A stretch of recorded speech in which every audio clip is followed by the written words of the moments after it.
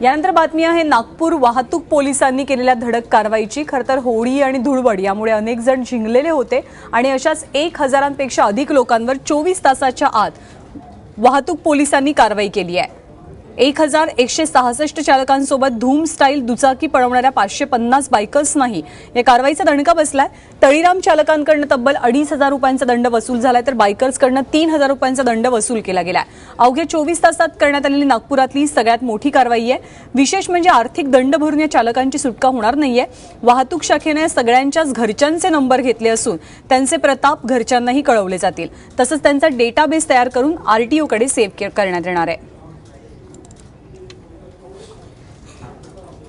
12 तारखेपासूनच आम्ही हा व्ह्यू लावलेला होता।